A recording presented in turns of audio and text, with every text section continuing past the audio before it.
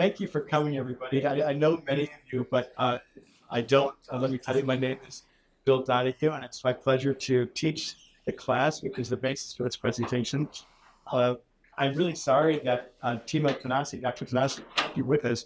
He got COVID and then got even sicker, so he couldn't even participate via Zoom. But it's being recorded. Oh, I'm supposed to be behind the mic. I made one mistake already.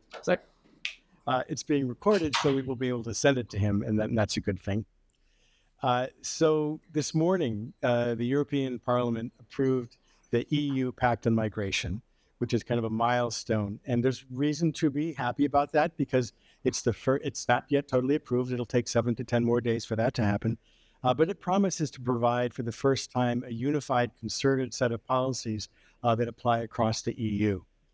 I don't want to rob you of any of your enthusiasm or optimism about that, but if you're in this class, you're probably not particularly happy about that because, as Negalegne knows, a lot of stuff in that is not going to work and is highly problematic. And the central mechanism, the pay-or-play mechanism, is unfortunately deeply flawed.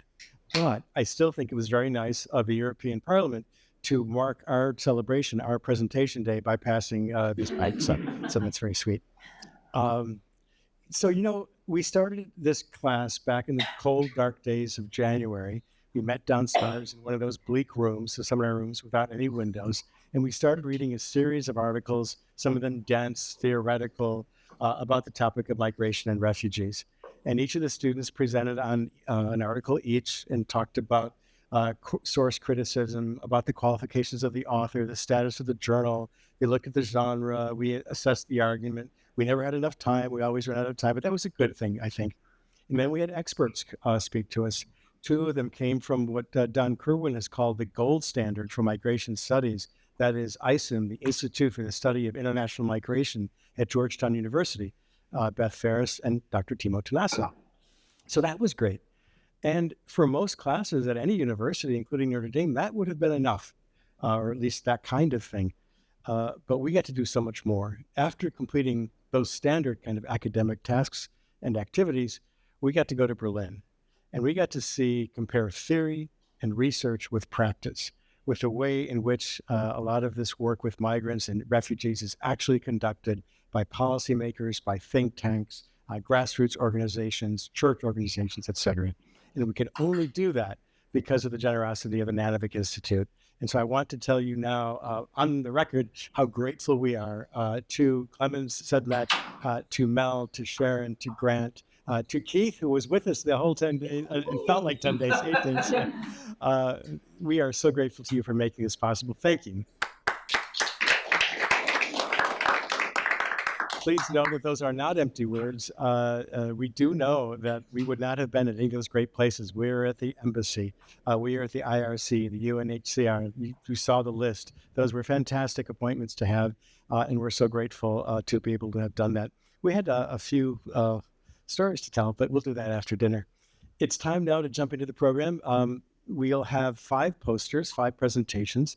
The students know the order, so we needn't worry about that. But here's the format.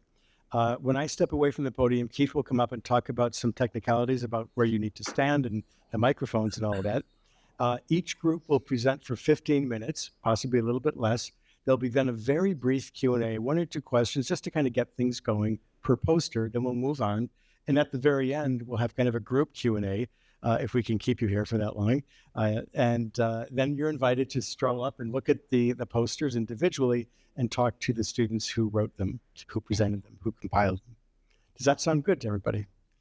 I want to say, as we get started, we had a dress rehearsal yesterday and the day before. So I know that the students are great. I know that you guys are the experts on your material. I don't want you to worry. I simply want you to try to communicate and teach what you have worked on and the things that you know so well. Hello, everyone. Thank you for being here with us today. It's a pleasure to meet you all here. I would like to present you my colleague, Ethan Chiang, and my name is Khrystyna Kozak, and today we will present you our poster and project of Temporary Protection Directive for Ukrainians in Germany and Europe. So to begin with, here you can see our overview. So I will cover the first 3 sections, which is background, profile, and also comparative protection categories, while my colleague Ethan We'll cover the rest of the presentation, meaning the access to the benefits, also unequal solidarity and policy recommendation. In our presentation, we will use two acronyms. It's TPD and also BTP. TPD means Temporary Protection Directive, and BTPs means Beneficiaries of Temporary Protection. So with no further ado, I will move for the background.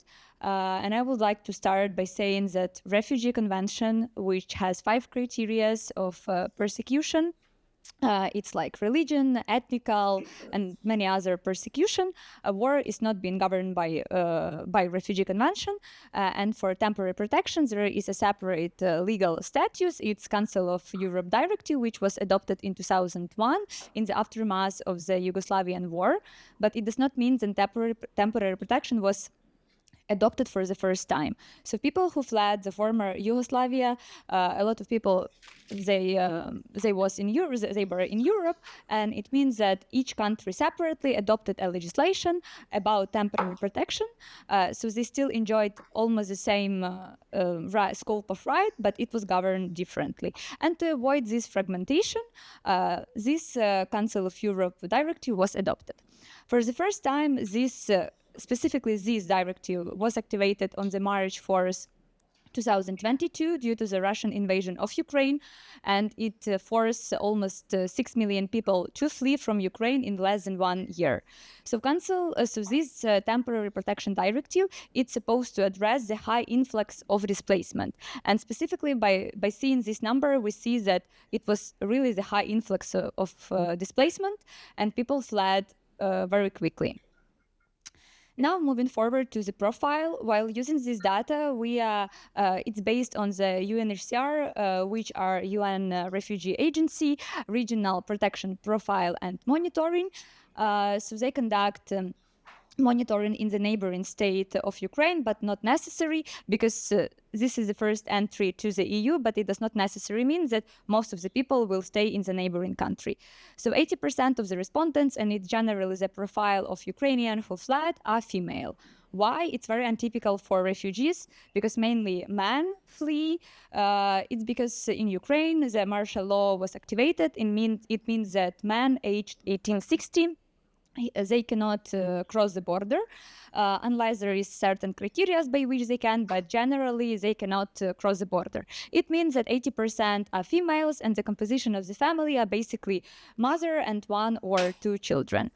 On the second circle, you see that only 2% have refugee status, while overwhelming majority of 85%, they still applied for temporary protection.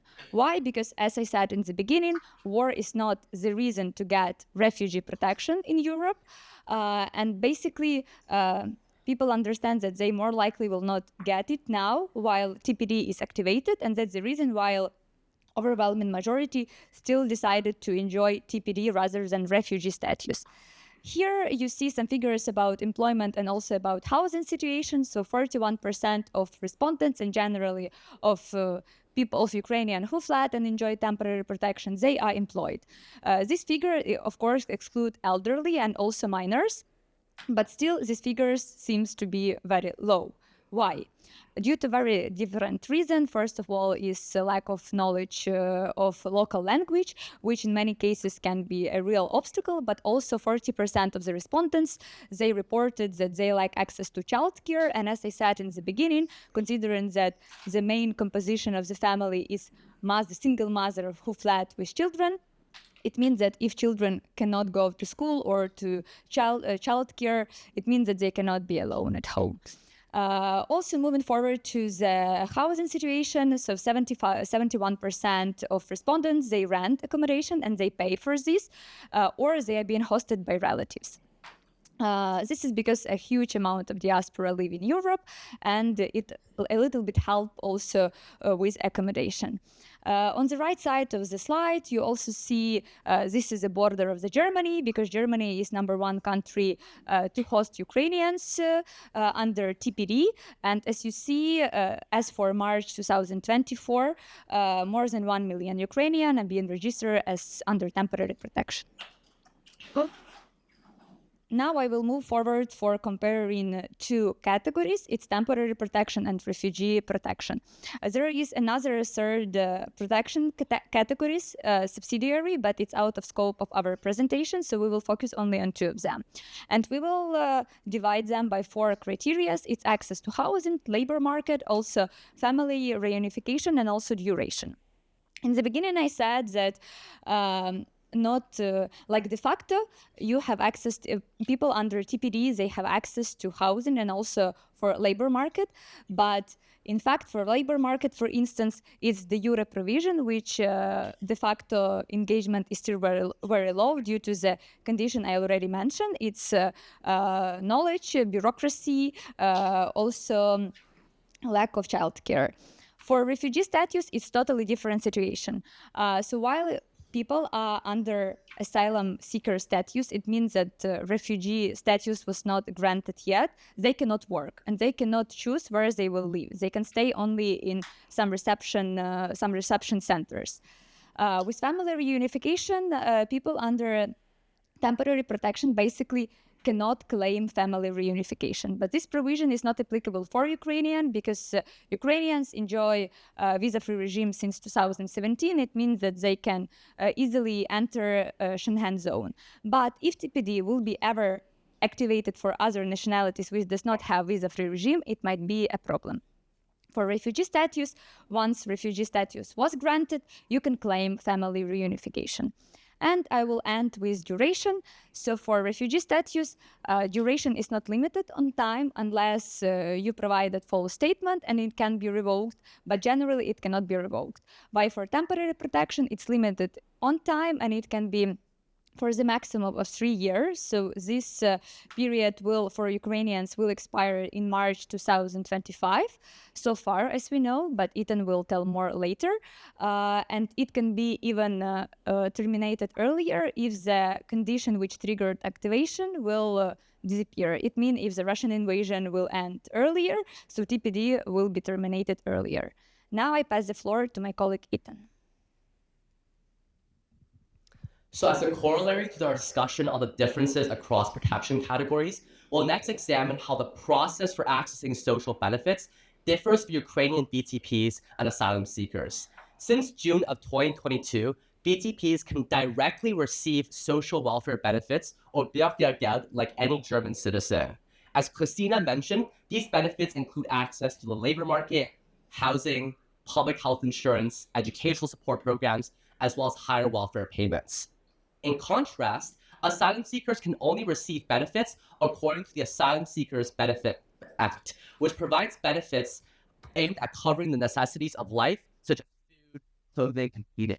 However, there's limited access to the healthcare system, and according to Mr. Philippe Heiermann, a researcher at BANK, or the German Federal Office for Migration and Refugees, the welfare payment for an asylum seeker adult is 20 to 25% less than what Ukrainian BTPs receive under the German social welfare scheme. Once asylum seekers receive refugee status or subsidiary protection, they would then receive the same social welfare benefits as BTPs and other German citizens. Notably, in the German budget for 2024, 6 billion euros have been allocated for BTP social welfare payments. Next, it is important to distinguish between the nominal guarantee of these rights and the tangible praxis of whether Ukrainians can actually access these rights in Germany. For instance, the social welfare scheme for BTPs is supposed to allow for better access to labor market infrastructure, including a labor market and the office itself. However, in comparing the employment rate for Ukrainian BTPs across all demographics, it is comparatively lower than other European Union member states. As you can see on the graph, Germany is depicted in the red with the lowest employment rate of 19%. This can be accounted for by the highly regulated labor market with strict requirements on the recognition of foreign educational and labor qualifications, as well as the long and convoluted bureaucratic procedures that Khrystyna alluded to. Similarly, Ukrainians have the right to access housing, but the German housing market is currently in a crisis, which has led an increasing amount of Ukrainians to end up in initial reception centers. In a similar vein of comparing the differences between Ukrainian BTPs and asylum seekers of other nationalities, there exists a narrative that TPD was invoked for Ukrainians and not other groups like Syrians and Afghanis who are also fleeing war due to racial discrimination and a preference for white Christian Ukrainians. However, this neglects that the activation in 2022 was due to the urgency and the scale of the humanitarian crisis, as it took more than 4 years for the Syrian situation to reach the same level of displacement, which was 5.7 million refugees. That mass influx was precisely what TPP was created to deal with. This is also an invidious comparison, because then compared with solidarity expressed towards Ukrainians and Syrians, for instance, time frames be equalized. For instance, you have to compare support for Syrians in 2015 and Ukrainians in 2022, where we saw there was great warmth shown towards both groups, or you have to compare support for Syrians in 2022 and Ukrainians in 2029, where we expect solidarity to diminish for both as well. To conclude with policy recommendations, we have targeted them at 3 main groups. First, for the European Union and its member states. They should extend TPD by 1 year while considering more sustainable and long-term solutions, so people can plan accordingly and it does not undermine TPD's status of temporality. According to Mr. Hireman at Bonn, this is likely to occur given the absence of other viable options. They could move Ukrainians to the asylum system, however, that would likely be very disastrous for Bonn because they don't have the capacity to deal with the 1.13 million Ukrainians, and they only currently process 300,000 cases per year. They can also have TPD count towards time for a long-term residence permit, but that would hinder individuals fulfilling other requirements. The EU should also include Ukrainians in the decision-making process, because any decision they make will ultimately affect their scope of rights. They should also consider positive secondary movements between countries, such as adding mobility rights to TPD, which can enable greater agency for these individuals. Second, for the United Nations and NGOs, they should advocate for extending the TPD scope of rights for other nationalities in similar war contexts. They should raise awareness on the different protection statuses that we discussed, so that the international community does not oversimplify these issues and relegate them as a product of racial discrimination. And they should also make the lesson learned from the integration challenges for Syrians and advocate that you're prepared for the millions of Ukrainians that will have no place to return to because of the ongoing Russian occupation. And lastly, for the academic and education community, they should research the source of these solidarity patterns expressed to different groups and see whether they stem from solidarity with the oppressed group or from opposition against the aggressor. To address the role of race in the activation of TPD, they should use quantitative or qualitative data to prove or disprove it and change that narrative if it's untrue. And lastly, they should research whether the allocation of benefits for refugees versus BTPs is unequal relative to the number of people in each category and request that the government discloses that data. So this concludes our presentation. Thank you very much for your attention, and we'll now turn it over for questions.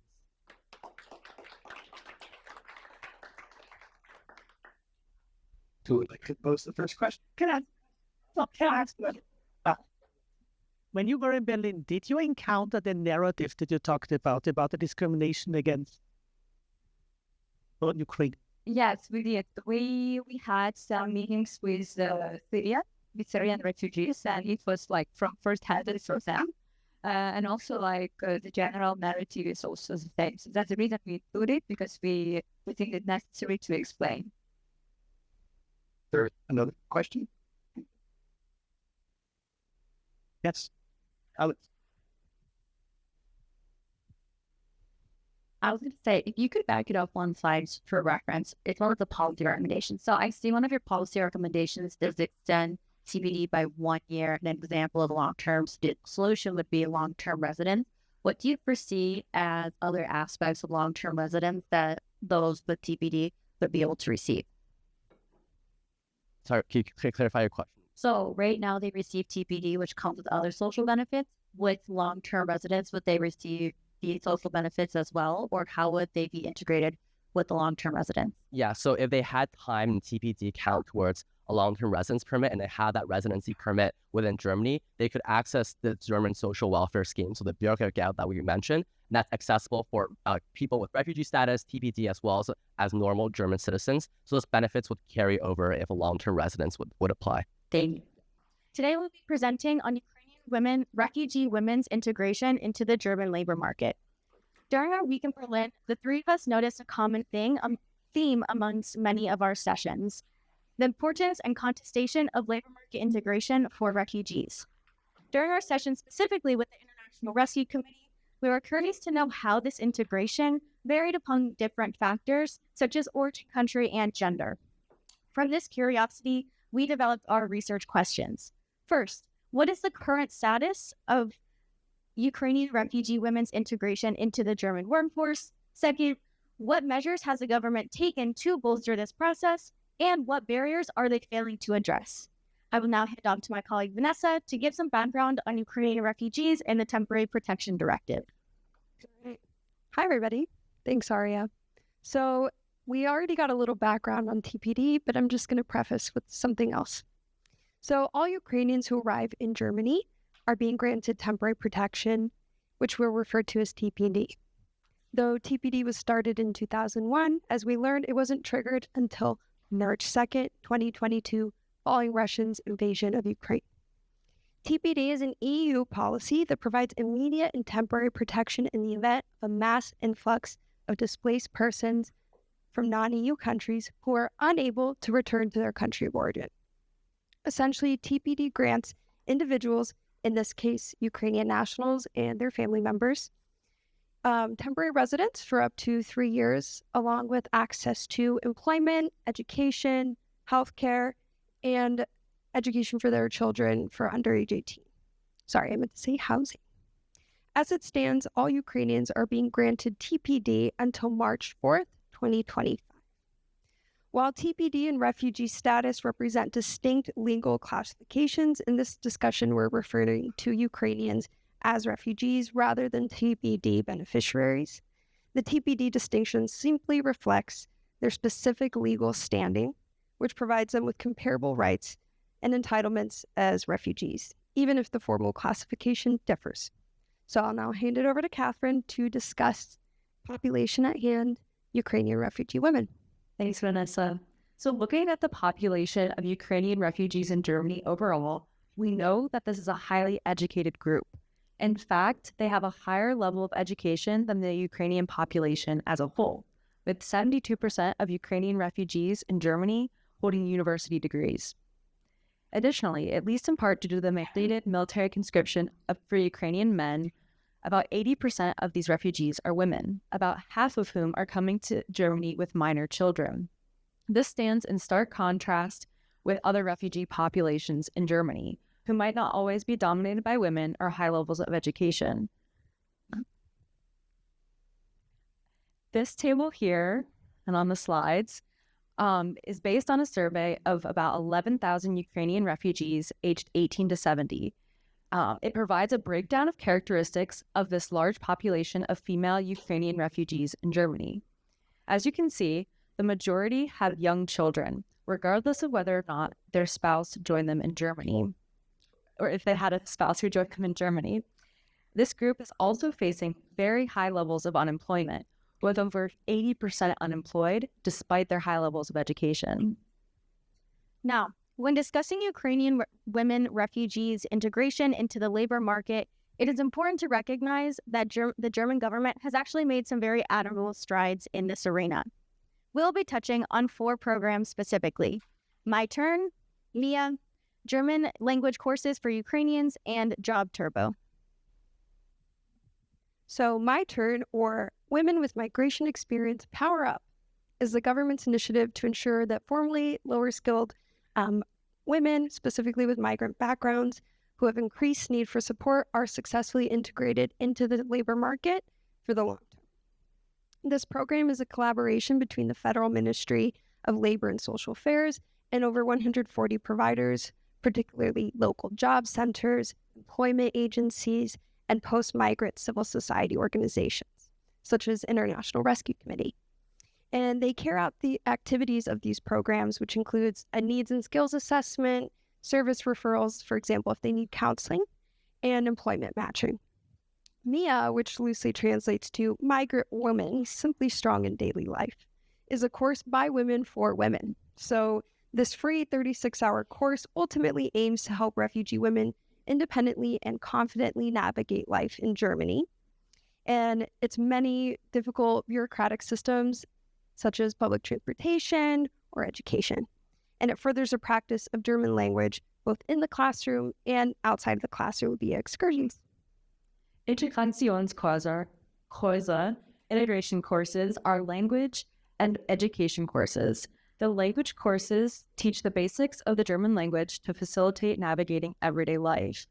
Participants also learn how to write letters, make phone calls, fill out forms, and apply for jobs. The topics can vary based on the type of integration course participants attend. There are special integration courses for women, parents, and young adults, as well as intensive courses. The orientation courses teach participants about living in Germany, including German history, culture and values, politics, rights, and obligations. At the end of the integration course, there are tests on language competency and life in Germany. The new Job Turbo initiative aims to integrate refugees into the labor market as quickly and efficiently as possible after they've acquired basic German language skills.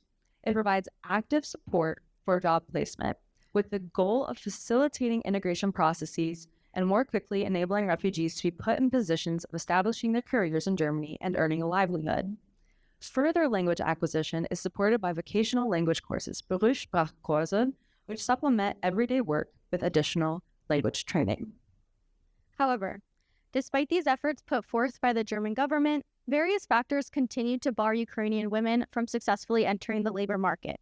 The principal barriers for this integration that we have chosen to highlight include the bureaucratic and flawed recognition system, lack of counseling services, difficulties with German language acquisition, and the lack of childcare. With respect to the recognition process, it's important to highlight the previously mentioned fact that Ukrainian women are highly educated and many of them hold university degrees. However, in order for this university degree to have any weight in Germany, refugees must undergo a recognition process to work in a regulated profession, such as those in health or in law. This process is costly, costing up to 600 euros, requires extensive paperwork, and is contingent on an individual's personal aptitude or knowledge of German. Even if their degree is recognized, some degrees may only be partially recognized, forcing these women into lower skilled positions. These hurdles often discourage refugees from pursuing this process, preventing them from gaining full employment or full recognition of their degree.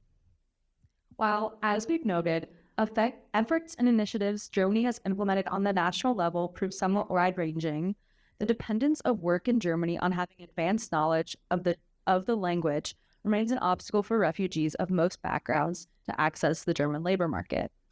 Not only does lack of language proficiency create difficulties finding employment, but it also adds to struggles navigating German bureaucracy and finding already limited childcare, both of which contribute to unemployment. Due to the violent nature of the war from which these women are escaping, Ukrainian women continue to suffer from poor mental health and trauma while living in Germany. According to a 2023 study, more than 80% of Ukrainian refugee women in Germany reported some level of psychological distress, with 46.4% of these women reporting extreme or severe psychological distress. As of 2024, there is no federally offered counseling program for Ukrainian refugees or for any refugees for that matter. This study clearly indicates that mental health struggles are very prevalent amongst this group, and that lack of psychological support is just one of the factors barring women from being in a healthy enough mental condition to commit hours of time away from family to attain and succeed in a job. Given that about 50% of Ukrainian women brought underage children with them to Germany, the most pressing need for this demographic, in order for them to successfully integrate into the German labor market, is access to childcare. Pull up this graph. Okay. So as you can see on the graph, in the graph on the right, which is here and on the slides, the Ukrainian refugee women with children under 6 years of age have seen lower levels of employment over time than women having only older or no underage children, and also men with children of any age. Since 2013, all children in Germany older than 12 months, including all refugee children, have been legally entitled to a spot in a kita or daycare facility. However, this does not reflect the reality for nearly half of all kita-aged children. There is a major shortage of childcare workers, causing a shortage of 430,000 daycare placements to meet the care needs of parents. Since most arrivals from Ukraine are women with children, often fleeing without a spouse or partner, the availability of adequate and affordable childcare is considered a precondition for refugee women's labor market integration. Childcare obligations for these mothers leaves less time for them to plan and prepare for their future employment. Unfortunately, right now, Germany is in no position to provide this childcare due to their ongoing childcare crisis, and this situation continues to keep Ukrainian women, specifically Ukrainian mothers, from entering the labor market. So, given this context, how do we construct a path forward? Thank you, Vannesa. Well, experts say that to meet the childcare needs of families in Germany by 2030, systemic changes need to be made now. We propose that these changes start by increasing the desirability, value, and accessibility of childcare labor, both socially and financially. From our conversation in Berlin with Dr. Mohini Lokhanda, the deputy head of the research unit at the Expert Council on Integration and Migration, or SVR, we learned that childcare and daycare jobs in kitas are perceived as unskilled labor because a university degree is required to fulfill this role. This stigma leaves no incentive for workers to enter this very necessary part of the labor market, leaving hundreds of thousands of children without professional care. Childcare matters for building capital and relates to a myriad of issues, including women's employment, family welfare, child development, business productivity, and the overall economy. Germany must realize that childcare accessibility actually positively affects job market integration and the economy as a whole, and must begin empowering people from all walks of life, including potentially refugees, to actively want to work in the childcare sector. Then, once the public realizes and sees the positive effects of this new desire to pursue childcare labor, social stigma will likely diminish. Thank you all so much for attending, and we'll open up the floor to any questions.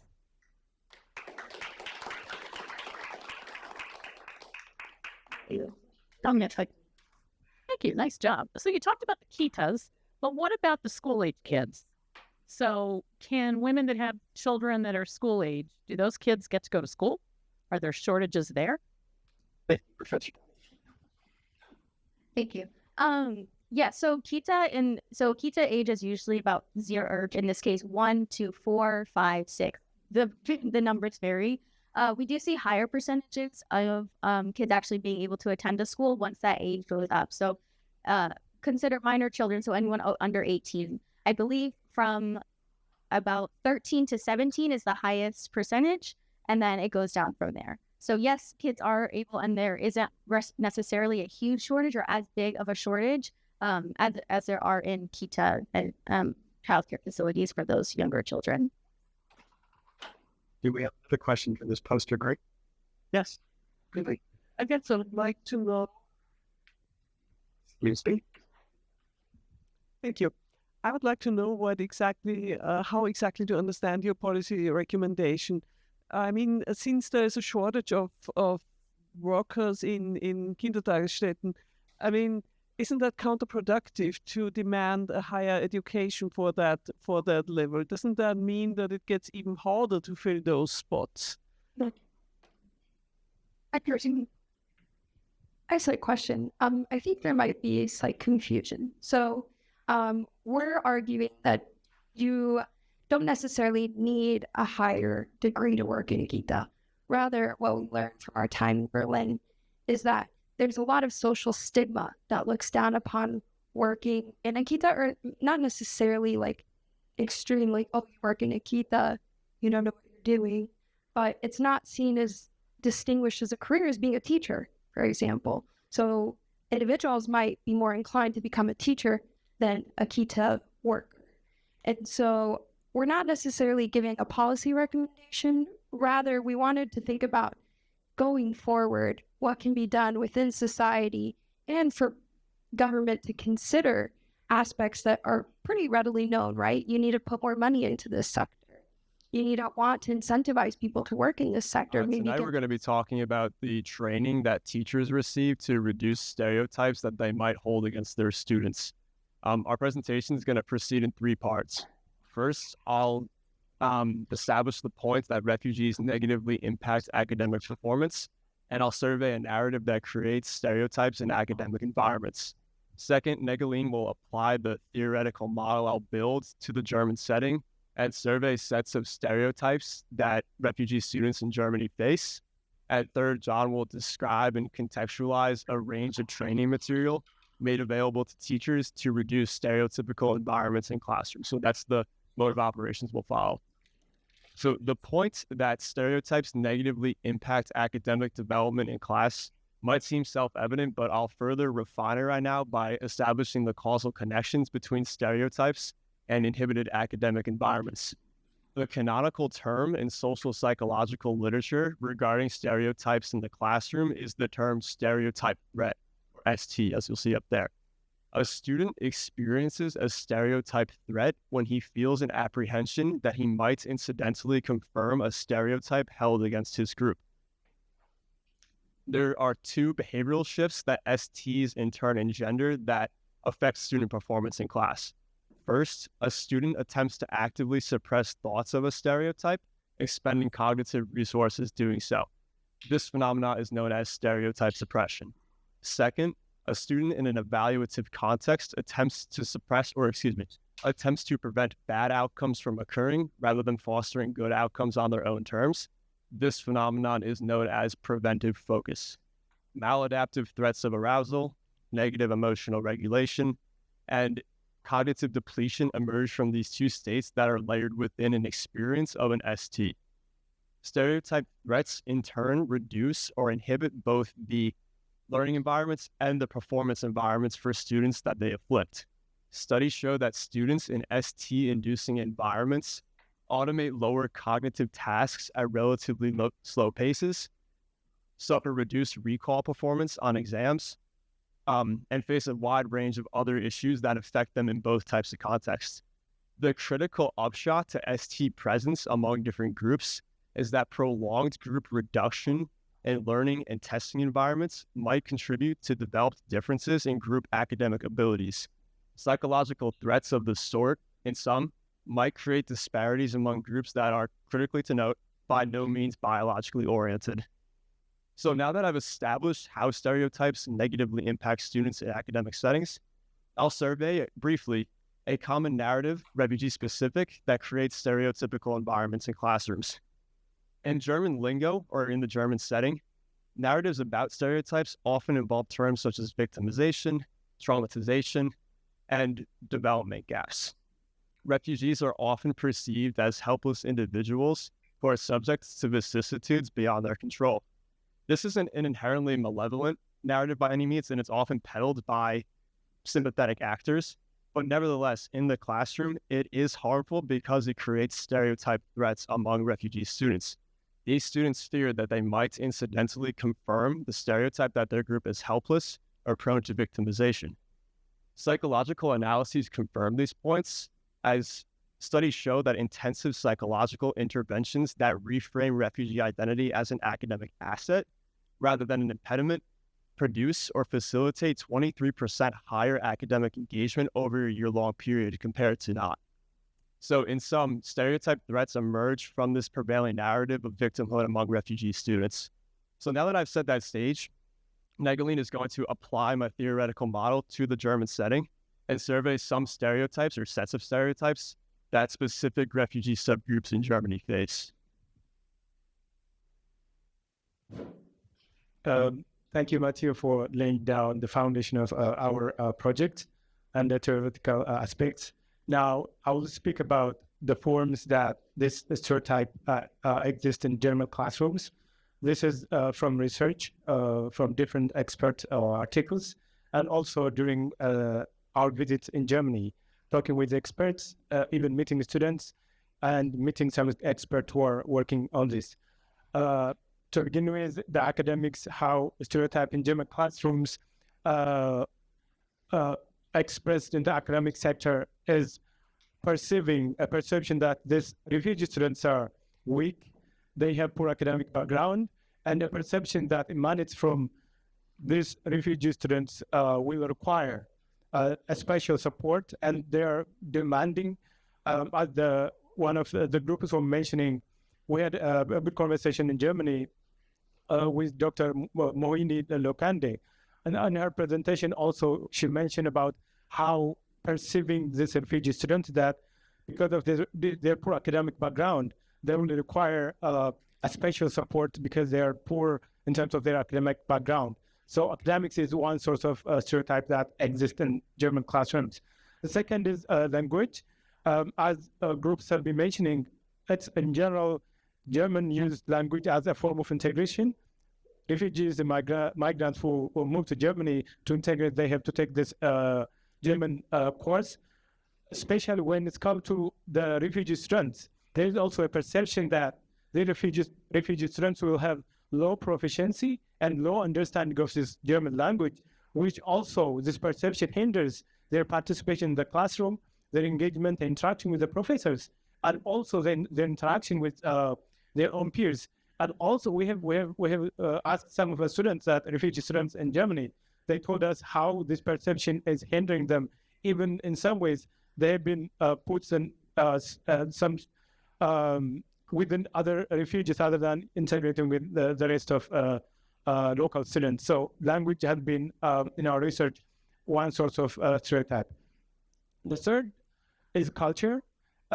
This forms of a stereotype exists as considering these refugee students, they have different norms, different cultures, and considering that they are from a different parts of the world, so that they will have different understanding of the German culture and the German curriculum, especially when it comes to the classroom. They are new and they have difficulty of understanding the German education curriculum. So we have found that culture also exists as being one of the sorts of how a stereotype exists in German classrooms. One of the other that we have discovered is security.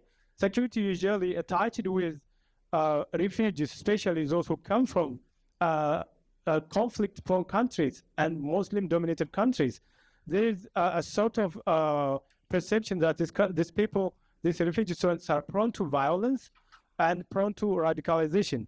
And the research showed that this has been highly implicated by a mass media narrative, especially when there are incidents. And if this incident happened because of a person with a background or a refugee, there is a tendency that you implicate refugee students in the German school system. There are also other additional forms of stereotype that exist in German classrooms. For example, it's attached in all of the factors that I mentioned. For example, there's a perception that even though these refugees would have some good economic background in the country, but when they are in Germany, there's a perception that these refugee students or these refugees, they have poor background, economic background, so that they need some sort of spatial attention. There is also an embedded stereotype regarding the economic background of the refugees. In this regard, there are two things that we found in our research, in our project. As I mentioned, one is the media narrative influences how these refugee students are treated or perceived in the classrooms. When there's a positive media narrative, the perception in the stereotype in the German classroom has been positive. And also the political environment also have a strong implication. When there is a welcoming environment towards the politics, there's also positive correlation with how these refugee students are treated. As I mentioned in my discussion, the stereotype also depends, is different from region to region, where this refugee student come from and how and what is the cause of this refugee to move to Germany. For example, I don't know if you can see the map, maybe you can see after the presentation, some northern countries like Afghanistan and Syria and Muslim-dominated countries. There is a perception, negative perception towards this refugees, and also there is a positive perception, a positive stereotype towards some refugees that are coming from Ukraine. Like these students can be more competitive, there's a positive stereotype toward these parts of refugees who came from these parts of the world. So I have tried to outline some of the forms of the refugees stereotype that exist in German classrooms. Now, my colleague John will underline having all these stereotype forms, what are the tools and the policies that are being in place to overcome these stereotype forms in German classrooms? Thank you, Negalegne. So turning now to education, and specifically educating teachers, our research indicated that this was a vital mechanism for helping to counter these stereotypes.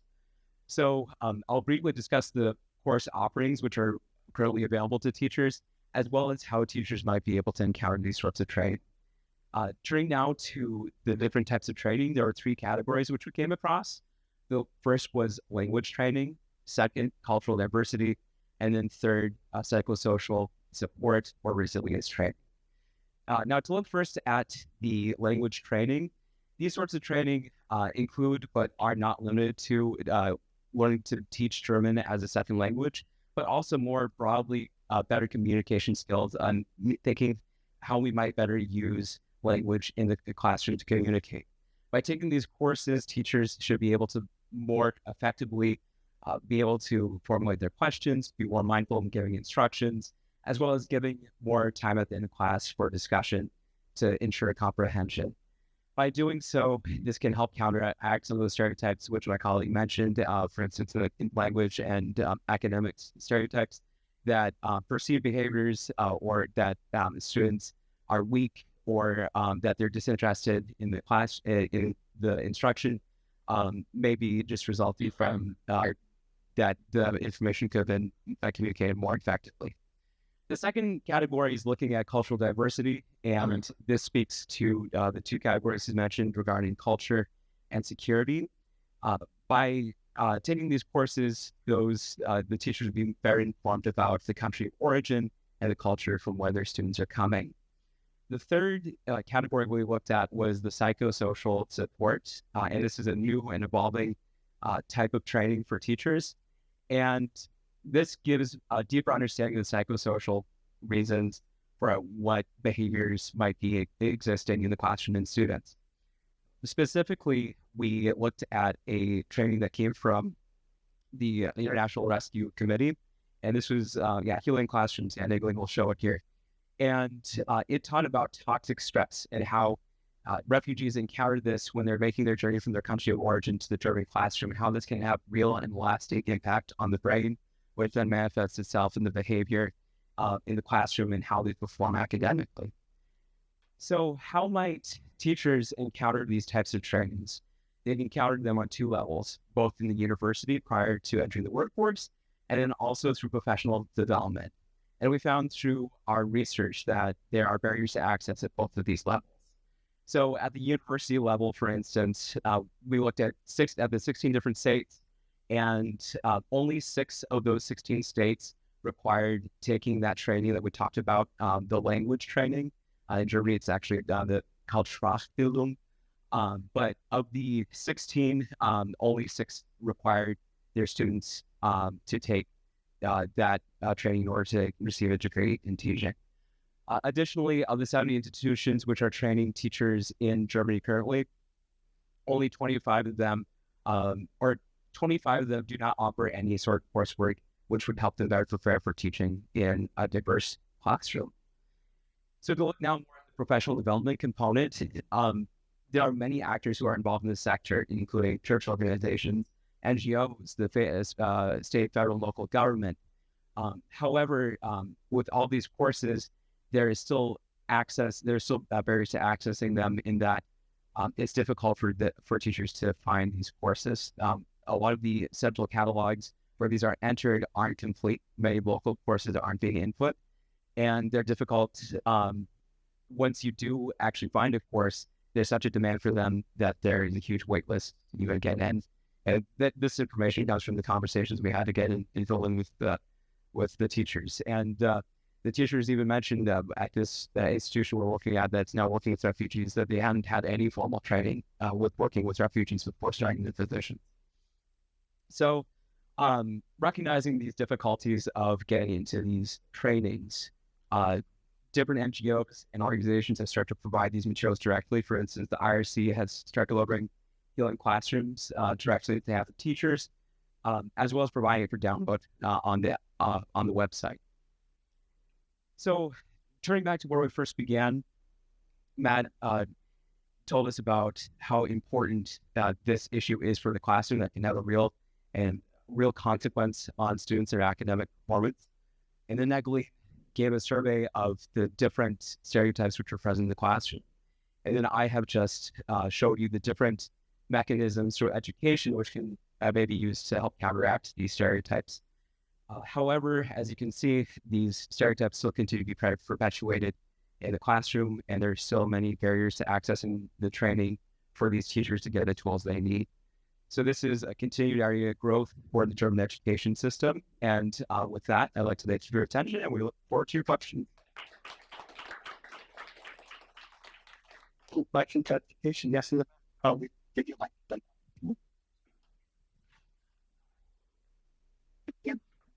So I don't know much about the German education system, but as far as I know, it's a tiered system. So when you go to secondary school, you either have you go to Hauptschule, which is like low tier, or Realschule, which is like middle, and then top tier, which is Gymnasium, and that's what allows you to apply to university. So if you don't get to go to a top tier school, you don't even get to apply to university. So I'm wondering how immigrants get inserted, or refugees get inserted into that system. If there's a placement, and if there's a correlation between being a refugee child and going to these more lower tier schools, and how that can hinder their job prospects and their professional futures. Yeah, thanks for the question. That is indeed correct. So Hauptschule is slowly going away from my understanding. There's a school called Gesamtschule, which includes both people on the track who are going to university and then also going to the trades. And so it's a much more, as we understand, from the American high school. But still, there's some states like Nordrhein-Westfalen, I believe, still has the Hauptschule, which students, based on the performance on an exam and the recommendation of the teacher, are then pushed in one direction or another. And that can be problematic because, this is subjective, the teacher's opinion of how well the student is doing, as well as we saw, with these students, especially if they're coming from, a different country to a different language, it takes time for them to, get caught up to speed on the language and everything. And so we do see a trend, especially in the states that, still have Hauptschule, that a lot of students are being directed more into the trades direction. So, that's absolutely not concerned. Another question? Yes. Thanks for your presentation.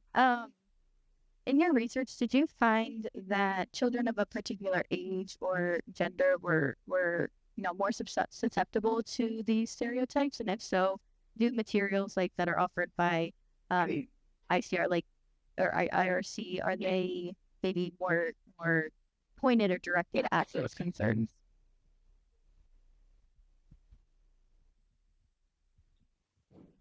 Thank you for the question. I'll try to update some points that I have on German in material. For example, the one I have shown you, in some way, it's tiered to the age difference. There's pictures and very beautiful drawing for students, for young, based on the age difference. The resources are divided based on the age difference. Even it's not just this one, there are also meetings, bringing the refugee students to a certain training area and teaching them different activities and different culture to integrate with the German culture. So the research showed that even though the stereotype exists, whatever age you are, as far as you're a refugee student, but that things are based on the age differences. For young kids, for people in the middle school and in high schools, even though it's not as much as expected, as John explained, there are attempts to provide based on age differences. And as a part of the course, we had gone to Berlin, and all the four of us bonded on and talked about health and migration, and that's what we are going to be presenting on. So we can introduce ourselves. I'm Poulomi. I'm Jenny Jackson. I'm Meera Bhakta. And I'm Alex Jenson. So before we start on this topic, I would like to ask a question to the crew. So when I say something like health-related issues regarding migrants or refugees or asylum seekers, what's the first thing or what comes to your mind? Vannesa? Lack of access. Question. Thanks. So what people usually don't talk about is women's health, specifically maternal care and preventative care, and that's what we are going to be talking about. So I'm going to let Jenny kick us off on that. So to begin, we'll be discussing a general overview of the refugees' health crisis in Germany specifically. We'll begin with a breakdown of the different groups within Germany that are seeking refugee or temporary protection. Then we'll touch on the health profiles of these different groups. Then I'll hand it over to Poulomi, who will talk about the journey that these migrants face, specifically those coming from Syria or the Middle East, and the health issues that they face on this journey. Next, she'll talk about the healthcare that they receive upon arrival, and then we'll also dive into a discussion about what types of healthcare they can receive once they receive refugee status. Finally, we'll close on a kind of overview of why is there no research and what are the difficulties in obtaining more research and information about this topic. Is there a way to switch?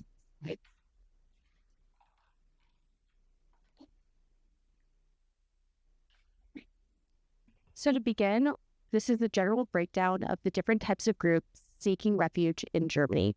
You can see from this chart that Syrians make up about 28% of the refugees in Germany. 31% are made up from other nationalities like Indians, Afghanis, those from Pakistan, and then the rest, 41%, are Ukrainians. And we'll be touching specifically on Syrian refugee health profile and the Ukrainian beneficiaries of temporary protection and their health profile. So as you can see, the major health issues that Syrian refugees face are anemia, hypertension, arthritis, diabetes, and most importantly, mental health. You can also see that Ukrainians most often face difficulties with circulatory system diseases, digestive system diseases, respiratory system diseases, and endocrine system diseases. And it's notable that the endocrine diseases are most apparent due to the Chernobyl crisis from 1985. So what you will notice from this data is that when we were delving into trying to find out what kind of data we can receive for this particular topic, we noticed that we don't have any gender disaggregated data. So the health profile that you guys saw, it's not gender disaggregated at all, it's overall health profile. So I'm going to switch gears a little bit and talk more so about the journey that the Syrian refugees mostly take and then they reach Europe. And the reason to switch to Syrians from the Ukrainian beneficiaries of TPT is because once you receive TPT, you get healthcare access almost similar to German citizens. And I'm going to talk about obstacles that the Syrian refugees have been facing on this ground. So mostly what happens is, and this is information that we received from when we were in Berlin and also from our research, is that when you're traveling certain countries by foot, by car, and other transportation system, and you reach you are not in a very good condition. So when we spoke to Maureen Nance, she is the head of the political public relations at Sea-Watch, and Sea-Watch is this non-governmental organization who pick up asylum seekers from the Mediterranean Sea and provide them safe passage through mainland Europe.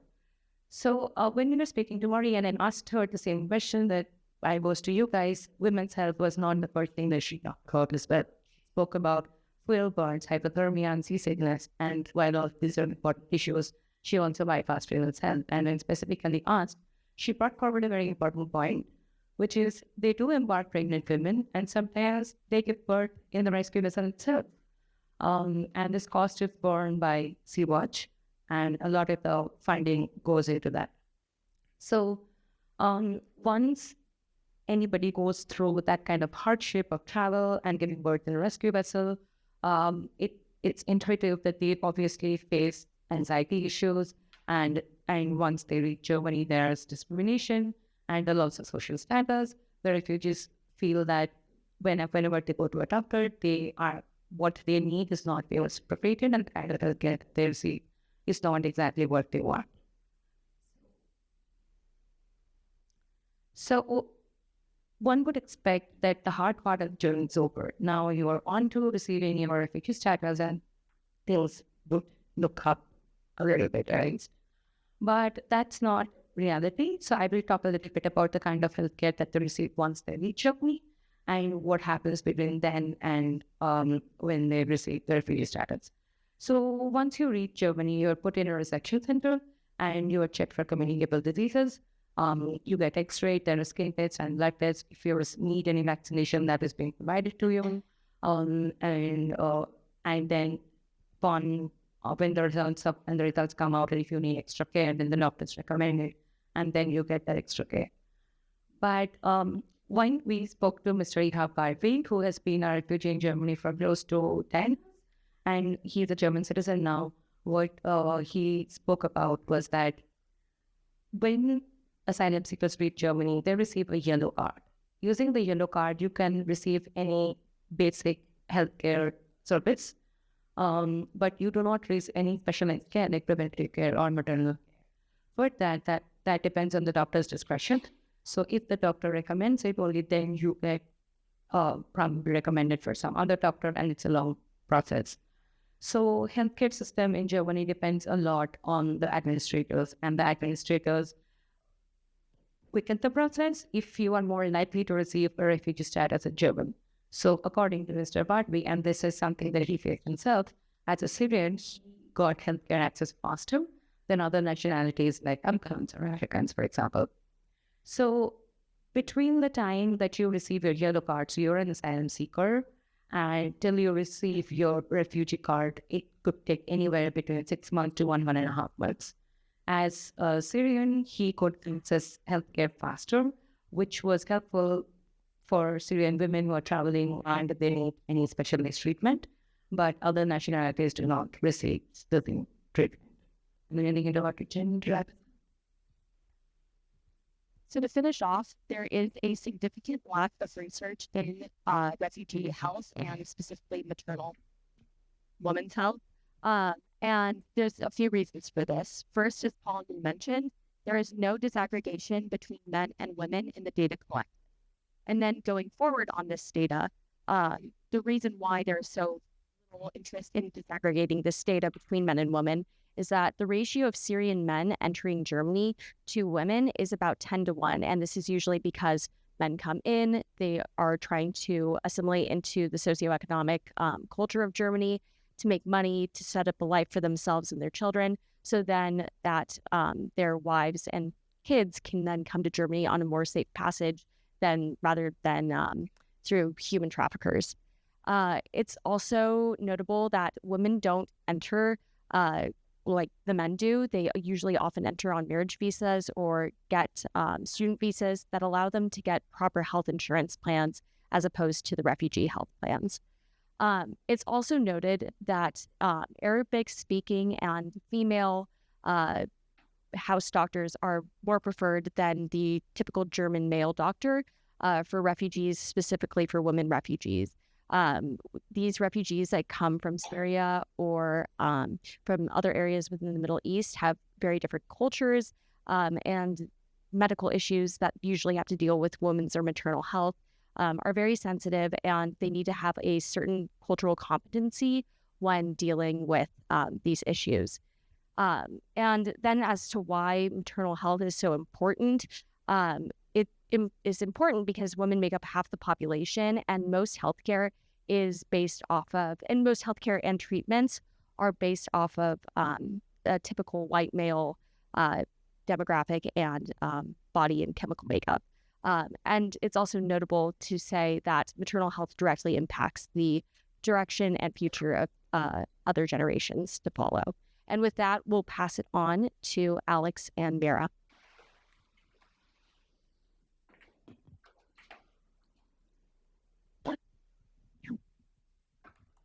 All right. I would just like to say thank you to Jenny and Poulomi for setting us up here. They've talked about the migration journey a little bit more on health as it refers to migration or migrants as well.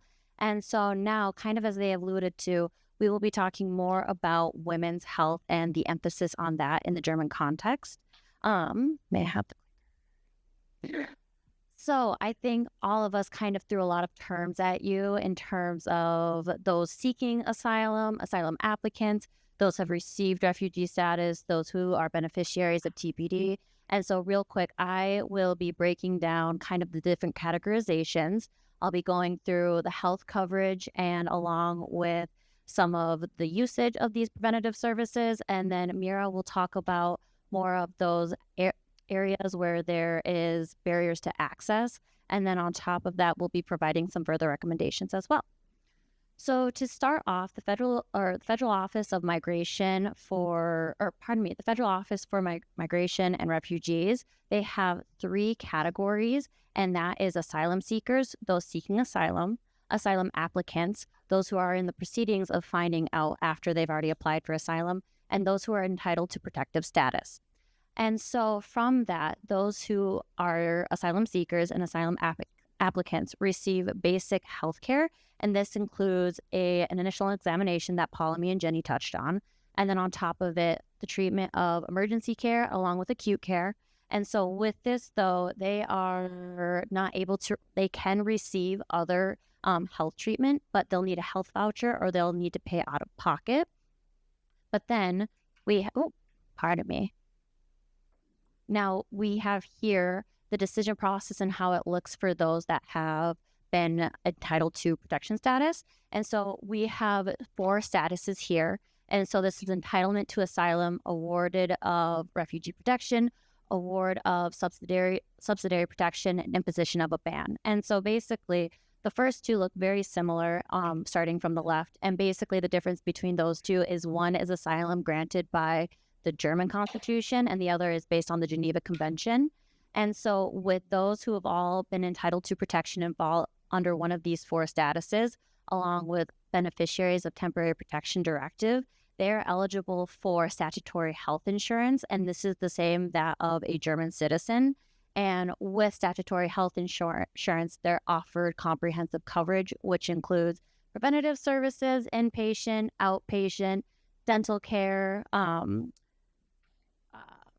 eye care, on top of physical therapy, prescription drugs, sick leave. And so overall, it's just comprehensive coverage. And so it should be noted too that with those that are falling under the status of asylum seekers and asylum applicants, they usually find out the status of their application within 6 months. But again, as Poulomi and Jenny explained, that there is some little bit of a difference on when they actually receive their benefits. And so Germany, in addition to, for those applicants that are still waiting upon their documents and the decision, and they're in Germany for 18 months, they will become eligible for statutory health insurance as well. And now we'll touch a little bit more on the preventative services that are to those that are eligible for statutory health insurance. And again, those are those who have refugee status, beneficiaries of temporary protection directive, and then these are the women's health preventative services that are provided.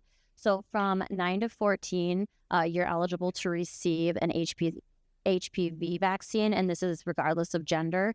But then for women starting at age 20, you're able to receive an annual cervical cancer screening. And then starting at age 30, you have the option for a yearly breast palpitation screening. And then at age 35, women are eligible for HPV test every 3 years alongside a pap smear. And then starting at age 50, you are able to start having an annual mammogram. And then when it comes to less common forms of cancer like ovarian cancer, there's not always coverage involved with the cost of screening. And so we bring up the preventative services now just to keep in mind to now we'll pivot a little bit in terms of usage of these services. And so a little note that's important to make is that in Germany, when there's a differentiation in background, we have those with German background, those who are born in Germany and are of German descent. And then we have migration background. And migration background is a person who was not born in Germany and or a person who has either one or both parents that were born and are from outside of Germany. And I would like to make the note too that with migration background, there is not a differentiation between those with refugee status and those who maybe have immigrated from other states within the EU. And so that is all together. And so we like questions in this group. So I'll ask a question to the crowd. What do you think the statistics are on the usage of preventative services as it pertains to women for women with a German background versus women with a migration background? Feel free to just call it out. I can wait. 75 to 25. Okay, so 75 women with a German background, 25 for migration background. Okay, anyone else? Depends strongly on who the migration, what the migration background is. Mm-hmm. I mean, my family is migration background in Germany. I'm sure they have good health. Yeah, for sure. No, and so thank you for those answers. But the interesting point to make is there is no data on this. And so as it pertains to the statistics on the usage of preventative services for women, there is no formal data available. And so we actually had the privilege of meeting with Dr. Oliver Rasm while we were in Berlin this past spring break. And he shared with us, so it is recorded, the services received by patients, especially as they use these preventative services. However, there is no differentiation in the backgrounds collected when collecting this data. So there is no way to disaggregate the data by those with German background versus those with migration background. So meaning that there is no way to tell what the usage of services is by these different backgrounds. And so in addition to this, as Jenny and Poulomi talked about, we were able to talk a little more with Ihab, who we had met with in Berlin as well. And he shared that there are many different barriers to access for services for these refugee women, especially as it pertains to the Syrian community, as this is the community he is a part of and advocates for, along with the research that we have done that shows that there are barriers to access. But again, and this was a sentiment shared by Dr. Rasm as well, is that there is not any formal research done as it pertains to refugee women's health and their usage of these services. So now I will pass it on to Meera, who will share more about these barriers to access to healthcare. Yeah, thank you, Alex. So like she just said, despite the variety of services offered to women, there's significant factors inhibiting women from interacting with these services and seeking care. These can be categorized into 5 main areas, beginning with cultural barriers, then going to socioeconomic constraints, then going to legal barriers, then discussing lack of information and awareness, and finally ending with traumatic experiences and mental health. So to begin, culturally, many female refugees may not speak German or English, leading to a common miscommunication of their needs and access to services within the healthcare system. Language barriers can lead to misdiagnosis, inappropriate treatments, and a general reluctance to seek care that greatly affects these women. And different cultural understandings of health, illness, and well-being, and what proper healthcare looks like commonly affect these women. Moreover, a lack of culturally sensitive healthcare systems and providers who understand these nuances further exacerbates this issue. For example, a study with Somali refugee women found that many of the healthcare providers in high-income nations did not understand the practice that is very common for them of female circumcision, but is highly illegal in many other parts of the world. Because of the stigma around this issue, they were very reluctant in discussing it and its impacts on their lives with healthcare providers, significantly inhibiting their access to care. And next, we'll discuss the socioeconomic constraints that impact these women. Despite healthcare being largely subsidized in Germany, there may still be indirect costs associated with seeking it, including childcare or transportation costs. Many of these are prohibited for refugees who seek healthcare. Many refugees also live in overcrowded accommodations provided by the state, with limited privacy and that exacerbate health issues, and especially those related to mental health. The close quarters and unfamiliar environments also increase their risk of sexual assault and other difficult circumstances. Additionally, the entirety of chronic conditions. Additionally, navigating the healthcare system requires dealing with a considerable amount of bureaucracy that can be daunting for people without access to education on how the healthcare system works. The requirement, for example, for various forms of documentation can cause refugees, especially those who are women, to stray away from accessing the healthcare system as they may not have the documents necessary. Relatedly, many female refugees are not aware of their rights within the healthcare system, or more generally, how the healthcare system works. Lack of information on available services, how to access them, and like I said, rights within the system greatly prohibit them from interacting with it. And finally, refugee women in Germany often face traumatic experiences as they come to Germany during their flight and even back home. These could include perhaps even attacks by family members, sexual assault, and other near-death experiences. These often lead to PTSD, anxiety, trauma, depression, and other severe mental health disorders that cause them to feel unable to go seek care even once they've reached Germany.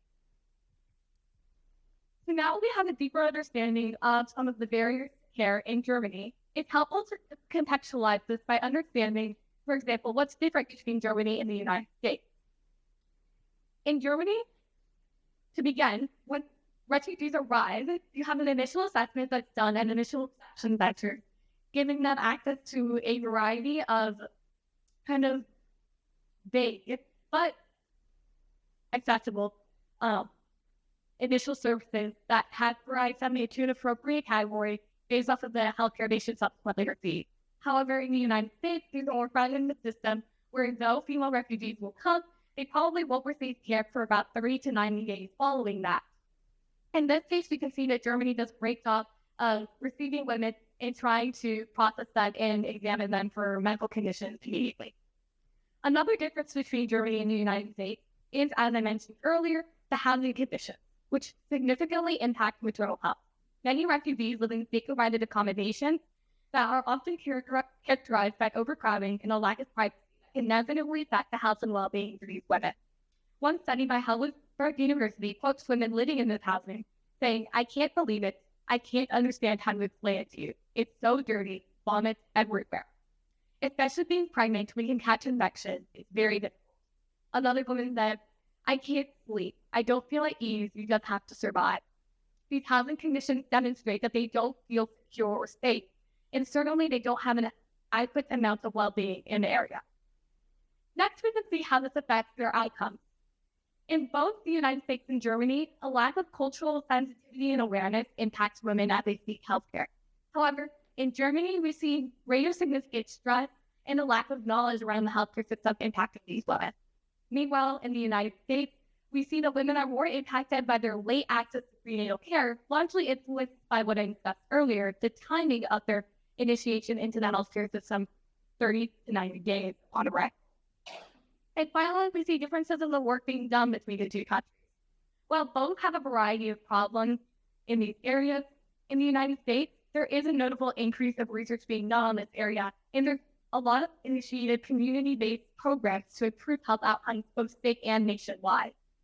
Meanwhile, in Germany, we do see an increase in community-based programs, such as one launched by UNHCR to increase the access to sexual and reproductive health services, but there's still a notable lack of research being done across the area, which has been a prominent theme throughout our presentation today. Thank you, Meera.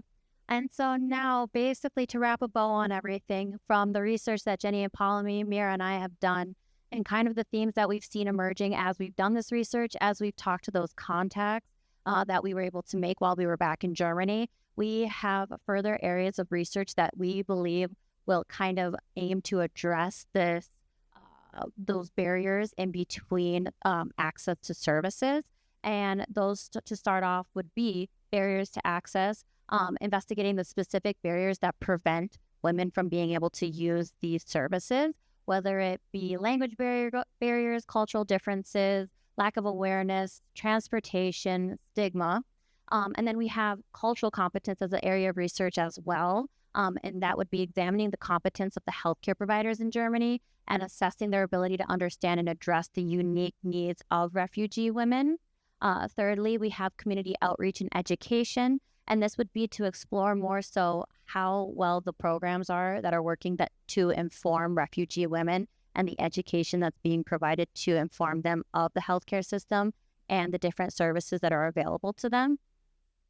And then we have integration policies, better understanding the integration policies that are in place in Germany that may impact refugee women. This could include anything related to language again, employment, opportunities, housing stability, even their social networks and their social support groups within Germany, healthcare system navigation. So this would be how well these refugee women in Germany are able to navigate the healthcare system and find the services they need. And then lastly, we have collaborative partnerships, and that would be exploring partnerships between healthcare providers, community organizations, advocacy groups, and refugee support networks. And from this research, we would hope that this could further inform policy recommendations.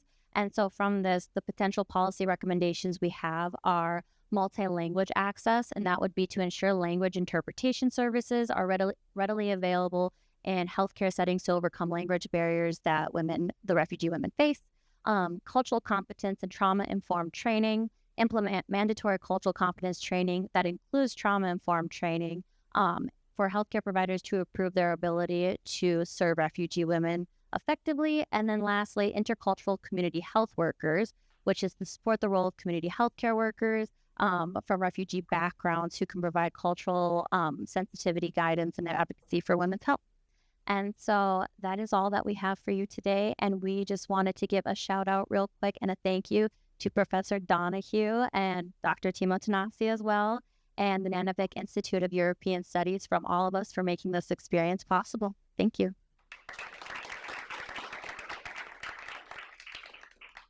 Let's bring up all four speakers and then maybe a couple of questions just to this topic of health and refugees and women's health and refugees, and then we'll bring everybody up and then we'll have some more. Courtney, please. Do you need a microphone or can you just speak loud? I try to speak loud. I'm sorry that I'm sort of, this is the obvious thing that a European would ask. You have this slide about the comparison between the US and Germany. And it seems to me that the slide is unfair because what you're not saying is, there's like a big gap in the middle, and that is the fact that Germany does have universal health care. That therefore, even if the system is faulty, there are sort of problems, but that doesn't change the fact that the German citizen in principle has a much easier access to health care than Americans do, whether they have a migration background or not. And that, as we know, not only is the life expectancy higher in Germany, it's significantly higher than it is in America, but also child mortality is much lower in Germany than it is in America. So isn't that a slightly, a little bit of a biased comparison where you just sort of cherry pick your evidence?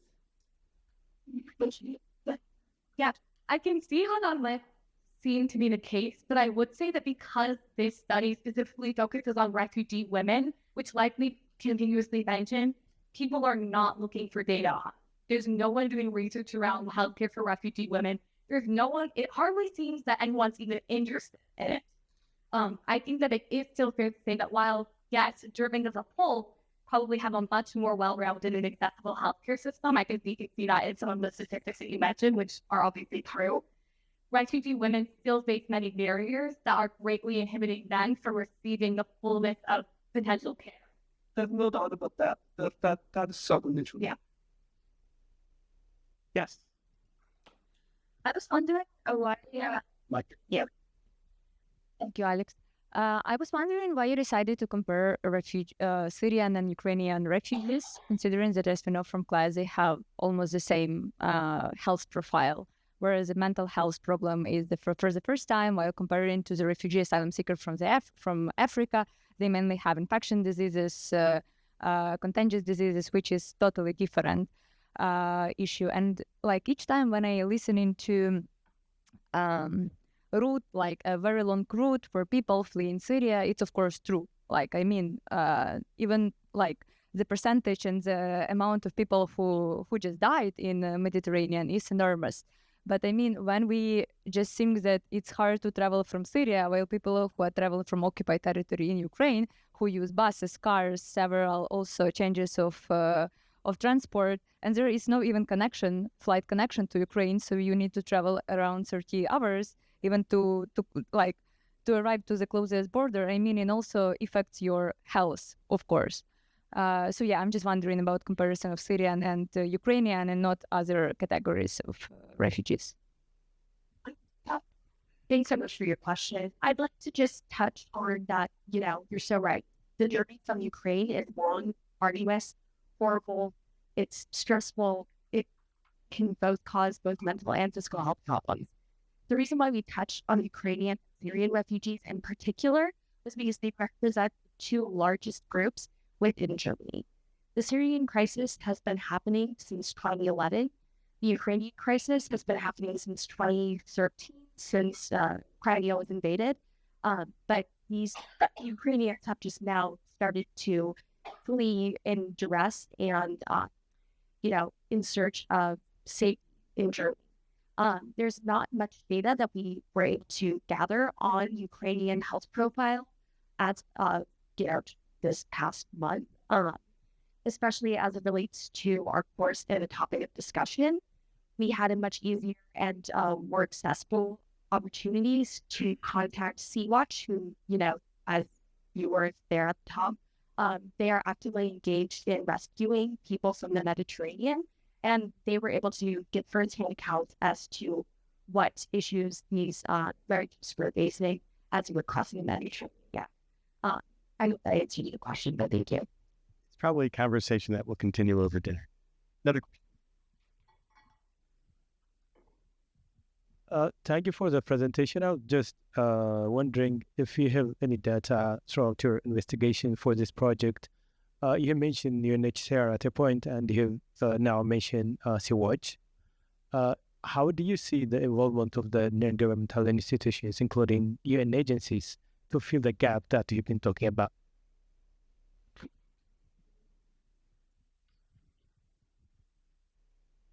Well, I think the first thing to do would be to acknowledge that there is a gap in the research.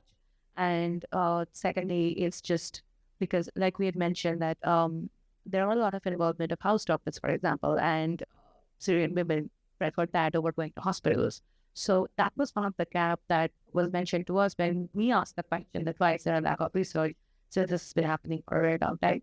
So to answer your question, these organizations can start some kind of an awareness and advocacy channel.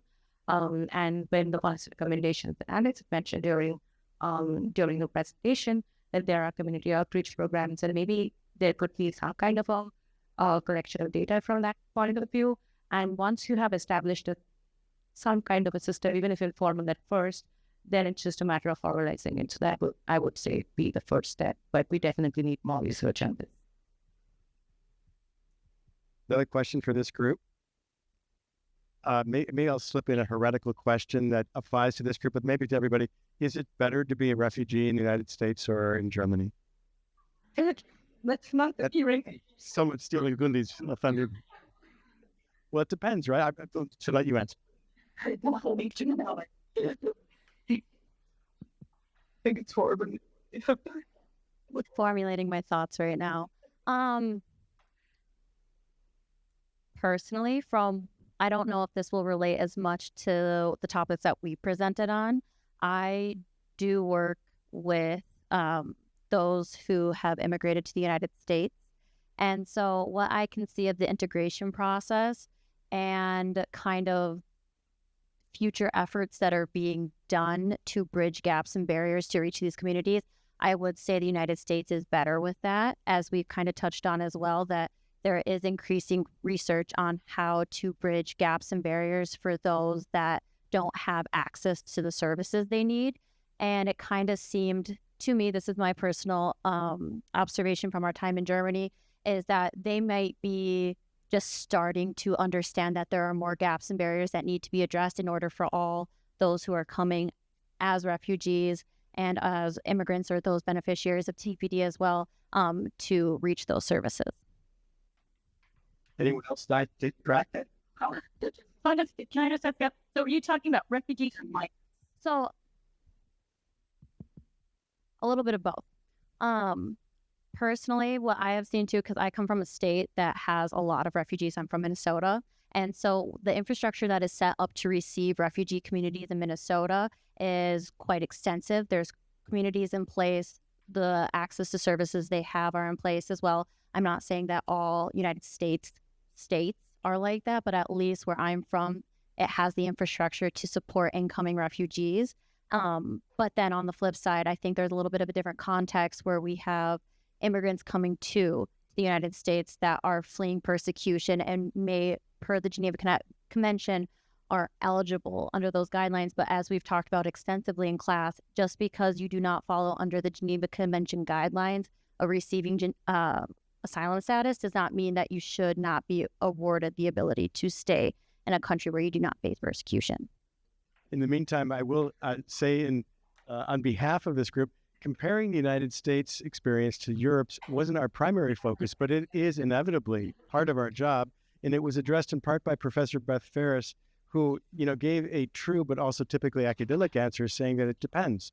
If you're a young, healthy man, you're going to get a job in the United States more quickly than you will in Europe if you're seeking refugee status.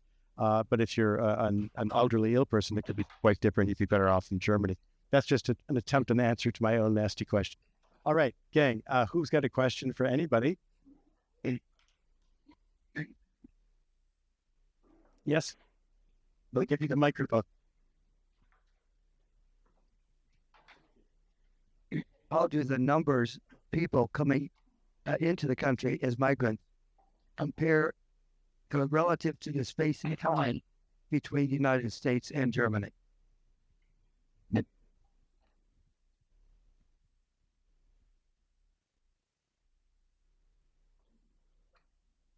Any takers? Did you want to specify what precisely groups you mean? Are you talking about people seeking refugee status or illegally coming?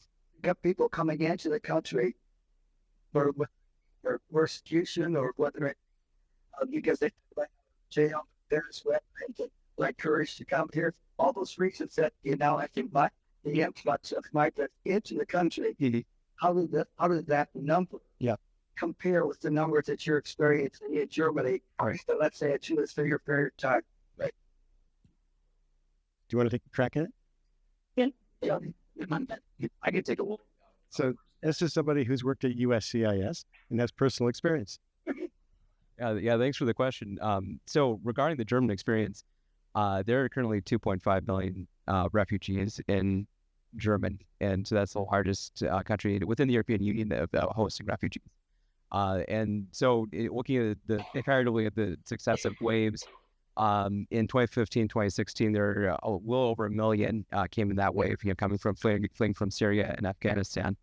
But then looking also at the wave of TPD, which is a different category, the fleeing the conflict in Ukraine, we have over 1 million. Well, minimum of 700,000, but in excess of a million as far as we know. Now, I don't have the exact numbers for the United States, but I believe numerically it's more akin to our borders. But you have to put that in comparison with the size of Germany. Germany is a state of 82 million people, whereas the United States is over 300. So per capita, it's a large number of people are coming in. And did anyone over there have an idea on the American, the U.S. numbers? So John is absolutely right, though. As a percentage of population, Germany is taking a much higher amount than the United States, significantly, since the Syrian Civil War of 2015. But I don't want to step in and say that. Anyone else? Questions?